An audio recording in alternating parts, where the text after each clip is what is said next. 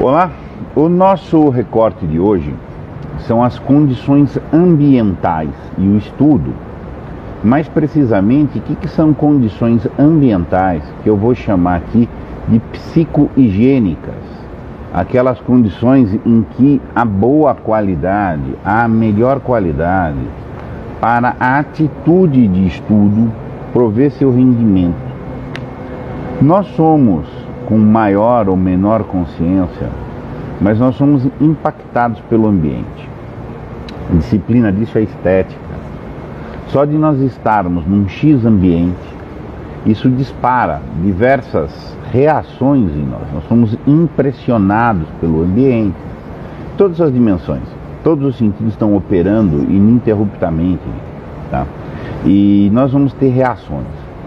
E a gente vai se sentir em alguns ambientes mais acomodado, mais incomodado, mais prazer, mais desprazer e etc. Como experiência estética, nós somos seres sensíveis. Às vezes a gente não percebe alguns aspectos negativos do nosso meio. Nós temos a tendência de nos acostumar, nós temos a tendência adaptativa. E isso pode ser chamado até de afeição. A gente pode se afeiçoar a algo ruim. Não é porque algo seja ruim que ele deixa de ser ruim. Algo pode ser ruim, pode ser confortável. Então qual que é uma métrica aí de bondade ou de maldade nessa questão do ambiente? Existe uma dimensão evocativa. Um certo ambiente nos evoca para estudar com alto rendimento. Não adianta meramente estudar, tem que aprender. O aprendizado é um rendimento do estudo e ele é diretamente decorrente de um espírito evocativo, de expansão. Quando se evoca a expansão, se evoca a síntese do que eu quero mais e mais. O aprendizado, os produtos intelectuais, os produtos da vontade, o entendimento, o discernimento, a clareza, são todos produtos espirituais e, portanto, de expansão. E a evocação é isso, o que evoca esse senso de crescer.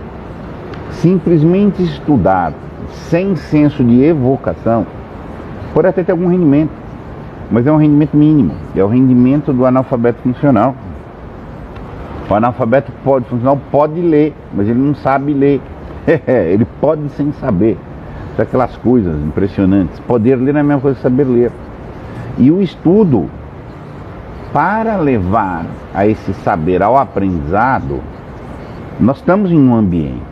O estudo vai ser diretamente impactado por essas condições ambientais. E tantas vezes nós não vamos ter as condições ambientais perfeitas, ok? Mas aí você vai trabalhar com os melhores recursos que você tem, com as melhores circunstâncias que você tem. Mas tantas vezes nós nos relaxamos, porque nós estamos acostumados, a gente se afeiçoa com algum jeito ruim e acaba evocando pouco rende menos, tá? É sobre isso que eu quero chamar algumas atenções, que eu chamei aqui de psicohigiene, das condições psicohigiênicas do ambiente de estudo, tá? Vamos começar. Primeiro, condição ambiental, tá? Tem que ser a iluminação. É óbvio, o lugar tem que estar claro. A iluminação natural sempre é melhor do que a iluminação artificial, mas nem sempre nós vamos ter iluminação natural. A iluminação sempre será melhor quando ela vem pelo lado esquerdo, assumindo que você seja destro.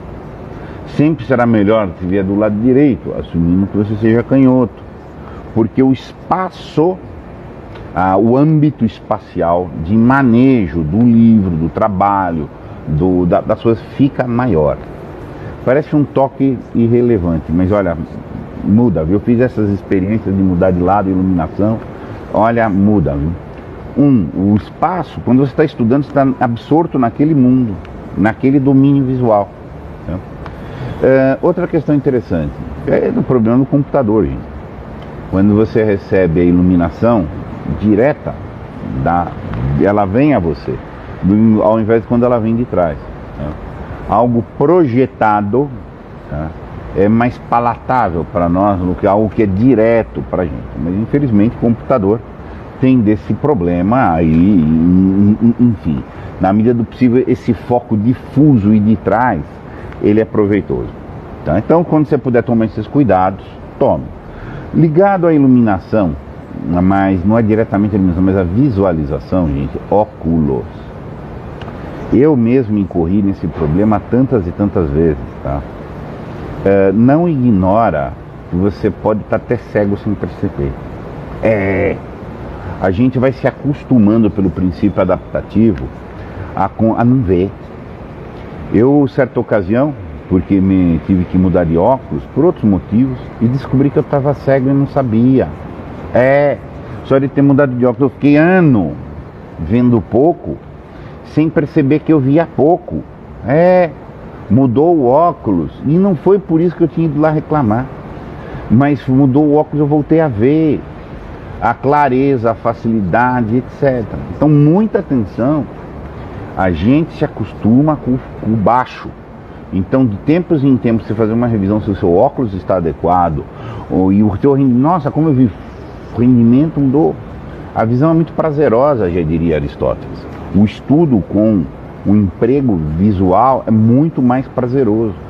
E na hora que você está com essa visão acuidada, então obviamente você se entrega mais, você vê mais, você se entrosa mais. E repitamos, a dimensão evocativa aumenta. Esse lado evocativo não é só uma dimensão de conjectura espiritual, também, é concreto, mas próprios estudos mostram que tem uma predisposição sináptica, ou seja, o cérebro pede isso, é uma forma sutil de emoção. Então, quando está indo bem, está rendendo, há uma evocação para render mais. Muita atenção com óculos, tá? Gente, outra questão meio óbvia, silêncio. É óbvio. É tão óbvio, mas é tão desrespeitado. Nós estamos acostumados a uma poluição sonora absurda aí. Lugar para você estudar tem que ser silencioso, evidente. Não dá para você estudar com tumulto, com gente falando, com o telefone tocando, com o celular disparando. Tá? Isso é uma obviedade, mas isso é tantas vezes desrespeitado. Eu adoro aquela frase do Schopenhauer. Quando mais inteligente você fica, mais inversamente, mais ojeriza você vai ter com o ruído, o barulho e etc. Então o silêncio é a condição indispensável, né? Eu uso, normalmente, agora aqui eu estou num ambiente melhor, mas normalmente lá no estúdio, eu uso muito fone, aquela borrachinha para pôr no ouvido. Comprei recentemente o abafador de ruído. Em alguns dias, tem alguma coisa, eu quero pôr abafador de ruído. Isso me dá uma centralidade muito maior. Algumas pessoas estudam com música. Tá? O professor Pierluigi Piazzi fala o seguinte, ele reconhece que é bom até estudar com música para algumas pessoas, só que com uma atenção. Ele dá uma explicação de neurociências muito interessante. Essa música de fundo pode te aliviar a tensão, pode te dar mais concentração, etc. Mas ela não deve ser cantada, não deve ter voz. Pode ser uma música instrumental, por exemplo. E ele explica bem isso, porque depende do nosso estudo, normalmente uma leitura de texto, etc. Nós estamos usando alguns recursos cerebrais lógico-verbais. E se existir na música também uma estimulação, tá, lógico-verbal, tá, você vai ter uma divisão de atenção. Então, se a música, por sua vez, for só instrumental, essa música meramente instrumental, ela instiga outras áreas cerebrais que não vão concorrer na atenção. Tá? E, enfim, faz muito sentido e é bem coerente. Tá? Uma pergunta aqui da Valéria, se é bom mesmo esse abafador de ruído. Olha, eu sou extremamente irritadíssimo com barulho, tá? Mas melhorou muito para mim. Você vai continuar ouvindo alguma coisa, mas tem que fazer as duas coisas, tá? Põe o fone, põe a espuminha, tá, no ouvido, e depois o abafador. Melhora muito. Latido de cachorro da vizinha eu não ouço mais. Avião quando passa, até um barulhinho assim e tal. e etc. Entendeu? Eu sou muito sensível ao problema do ruído, do barulho, desde muito sempre. Tá? Outra questão importante, o espaço. O espaço tem que ser bom e tem que ser livre. Obviamente, quando eu falo em espaço aqui, tem um lugar, supõe que você tem uma mesa, um lugar de apoio, você tem um assento adequado, tá? Mas toma muito cuidado quando fala com espaço livre. O espaço livre quer dizer que você possa mudar de postura. É muito comum o cara estudar e achar que ele entra num caixote e que o ambiente de caixote pudesse ser o melhor. Primeiro que não é, o caixote já vai dar aquela contrariedade ao senso de evocação de que eu estou falando. O caixote já evoca a prisão, está entendendo? Há uma necessidade de expressar. Sempre quando nós não nos expressamos, há uma perda muito grande. Não espere rendimento intelectual, afetivo, cognitivo, existencial nenhum de pessoas que castrem a expressão. A expressão mínima que a gente tem é postura, gente. Tem a teoria dinâmica da consciência, ou cinética, de liberação cinética da consciência. Tem coisas que você tem que mover. Eu, pessoalmente, até ando seguindo o esquema aristotélico peripatético. Muito frequente. Eu vejo 2, 3 coisas, eu levanto, circulo, ando, volto, faço um movimento. Esse movimento pode ser de andar, pode ser de mudar de postura, ter exclamação, anotar, rabiscar coisas. O lugar tem que fomentar essa possibilidade. É uma coisa cretina, apesar de comum, aquele senso que você tem que forçar uma asepsia, um ascetismo, aquela coisa de ideia de caixote, que eu estou aqui sentado para ler, tenho isso aqui. Isso é coisa de imbecil, entendeu? Ainda que é tão frequente. Isso é o cara fica com um analfabeto funcional, porque ele não tem uma expressão espontânea. A inteligência, ela provoca movimentos espontâneos em nós. Então só mudar, tem coisa que você vai mudar de postura, gente, só porque leu. Há um impacto necessário na musculatura, nos nervos, na respiração. Se o ambiente não fomenta isso, o que vai acontecer? Não possibilita esse tipo de coisa, porque é feio, porque é caixotão, porque te dá um senso de imobilidade, tá? Você está castrando a expressão natural. Você está começando um processo de dessensibilização. As pessoas se parecem de maneira diferente. Eu gosto de andar, tem gente que gosta de rabiscar, tem gente que gosta de mudar de posição, tem gente que faz assim, outros ficam assim, entenda? Mas esse espaço tem que permitir isso, o lugar permite esse movimento. Segundos, tem que, obviamente, estar confortável, com roupa confortável, com isso, aquilo, e etc. Agora vai estudar de gravata, de paletó, de não sei o que, etc. Porque as faculdades de Direito faz isso, gente. Fica tudo um people in the box. Você está entendendo? Conheço o ambiente jurídico, tá? Obviamente, depois tem que falar, temperatura e ventilação tem que ser amenas. Existem vários que dizem, várias pessoas que dizem que tem que ser ligeiramente friozinho. Então eu estou chamando isso de amenidade, tá?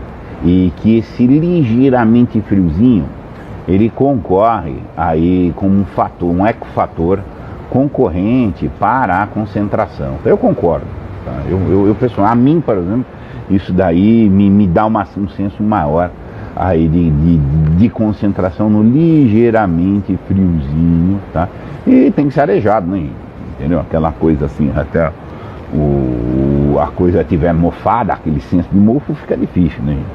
E outra questão óbvia também, mas tem que dizer, ausência de distrativos.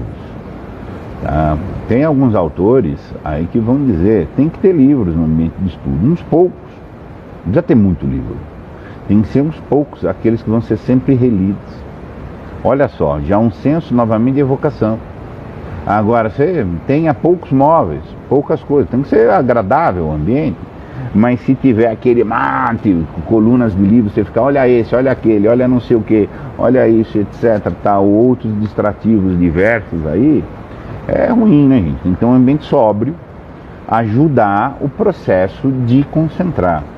Concentrar, gente, não é só concentrar. Às vezes você vai ter que superar condições psicohigiênicas ruins. Mas quando você enfrenta essas condições psicohigiênicas ruins, tem que enfrentar. Só que ela te provoca uma fadiga. Não é só uma questão de... Você pode às vezes ter que trabalhar num lugar estridente, de barulho. O teu esforço de concentração vai ser muito grande.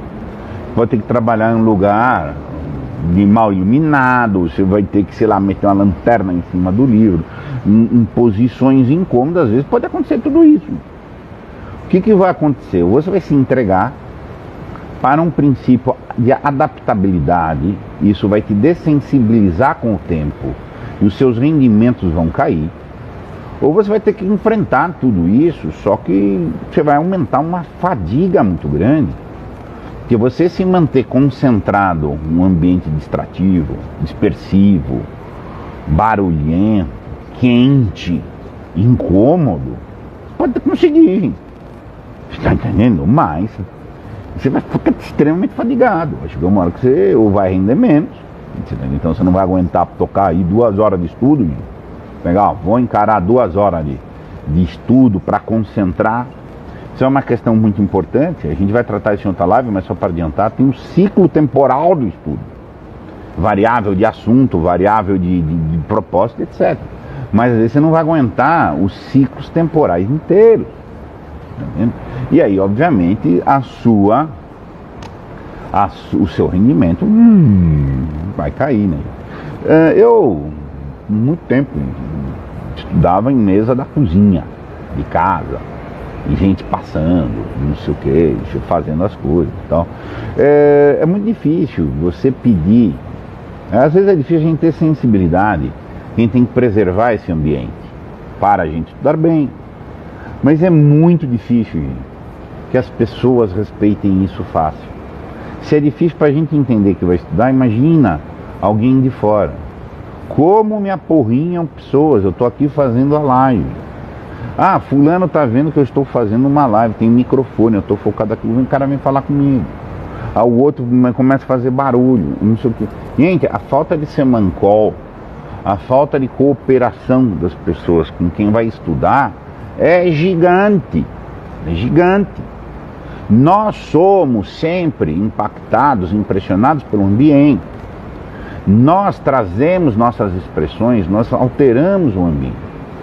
Saber ter presença leve, respeitosa, perante o que está acontecendo também com os demais, é um mínimo, mas é um mínimo de semancol, é um mínimo de conscienciosidade que tem que ter. Agora, não espere isso das pessoas. Você vai ver ambientes universitários, tem na PUC de São Paulo, nada naquele ambiente é para fomentar estudo. É exato. O problema de sonoridade, o cara faz uma quadra na frente da sala de aula. É nesse tipo de coisa, gente. Você vai ver uma sala de aula aqui, o cara monta uma quadra na frente.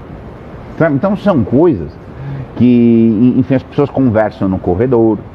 Entendeu? Então assim, não tem certo semancol e de respeito. Vai ter que exigir. Estabelecer um ambiente apropriado para estudar é marcação de território, gente, sabe, assim, etc. A Larissa está dizendo, nem na PUC de Porto Alegre, talvez seja um mal das PUC, você tá entendendo? E a PUC de São Paulo, ó, você conseguir um lugar para estudar, biblioteca, gente, da PUC de São Paulo, é um horror, o barulheiro que as pessoas fazem ali dentro, você tá entendendo? É um negócio assim horrível, até a iluminação era razoável. Mas então assim, preservar esse ambiente em primeiro lugar, gente. É como se fosse o seu ninho de crescimento. Então preserva um ambiente, eu vou repetir, psico-higiênico. O lugar tem que ser higienicamente viável para a tua psique. Para que isso te dê o que você mais precisa, que é um senso de evocação. Evocar, eu quero estudar para progredir, acolher um rendimento, sintetizar. Se o ambiente não te ajudar, naturalmente você está com ojeriza, você está defensivo, você está querendo se escapulir daquilo ali, gente. Ou então, se você não escapule com isso, então não dá, gente. Então assim, preserva muito bem essa questão. Tá? Nem nas igrejas existe mais silêncio. Claro. Igreja deveria ser um lugar para você fazer oração, meditação da palavra, fazer os seus exames de consciência, introspecção, etc. Agora, sucessivamente, você vai para a igreja para fazer show. Hoje tem a igreja virou show. Tem que ir lá com guitarras. Nesse nível de coisa que está acontecendo. Então, o silêncio, gente, silêncio realmente está difícil. Está muito, muito difícil. Mas, enfim, é assim. Você vai ter que exigir respeito, gente. Se você está concentrado e você está num ambiente, quem está fazendo barulho, ruído, distração e etc., está te desrespeitando. E não ache que a pessoa vai passar a respeitar do nada. Não, você tem que, exija o respeito. Meus caros, um abraço.